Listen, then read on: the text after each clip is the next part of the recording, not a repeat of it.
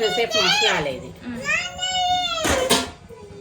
అడగంటకుండా చూసుకోవాలి, అప్పుడప్పుడు కలుపుతుండాలి.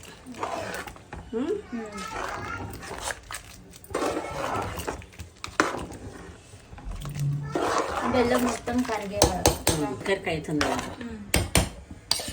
ఈ పిండి ఉంది కదా, కలుపుకొని పెట్టుకున్నా పోసేది.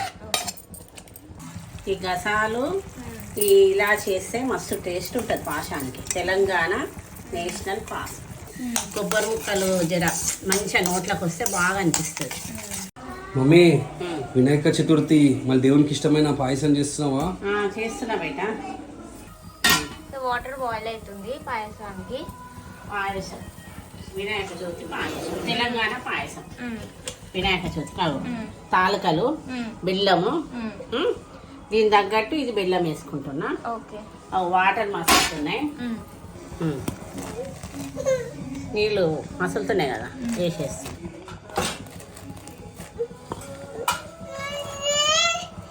కొంచెం సేపు మసలాలి. ఇది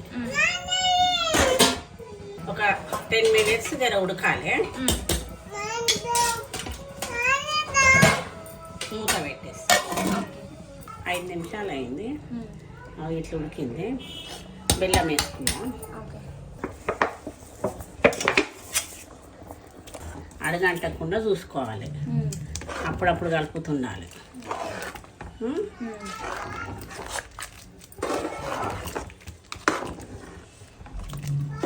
బెల్లం మొత్తం కరిగే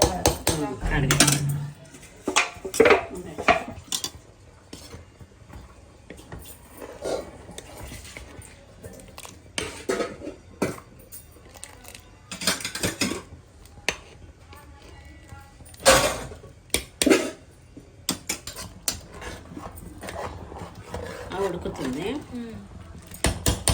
మనం దీంట్లో మనము తాలికలు చేసిన పిండి ఉంటుంది కదా, దీంట్లో పోసుకోవాలి.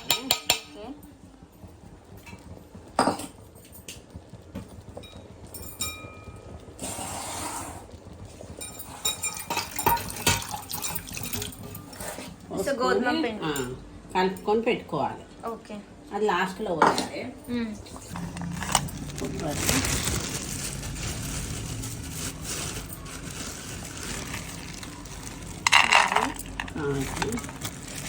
కరికి అవుతుంది కదా.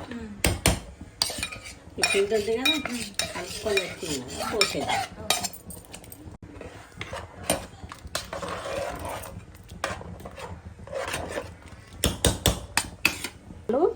ఇలాచి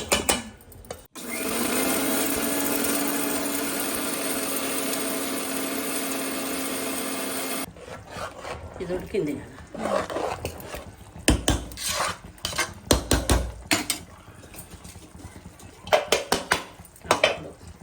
గ్రైండర్ చేసినాం కదా.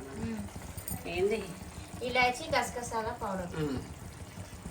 ఈ గసాలు ఇలా చేస్తే మస్తు టేస్ట్ ఉంటుంది పాశానికి. Telangana national pass.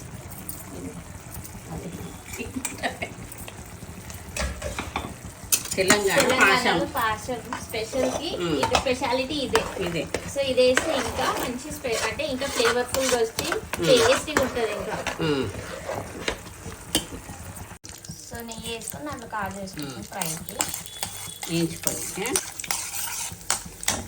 కొబ్బరి ముక్కలు మంచిగా ఇట్లా కోసుకొని వేయించుకొని వేసుకోవాలి. తింటుంటే పాశం తింటుంటే కొబ్బరి ముక్కలు జర మంచిగా నోట్లోకి వస్తే బాగా అనిపిస్తుంది.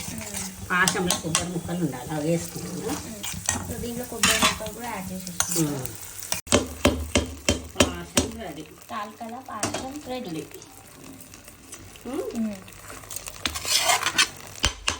సో గైస్, తాలకల పాయసం రెడీ. సో మీరు కూడా ఈ రెసిపీని ట్రై చేసి చూడండి ఎలా ఉందో అని చెప్పేసి. అండ్ మీరు ఏ విధంగా పాయసం చేస్తారో కింద కామెంట్ చేయండి.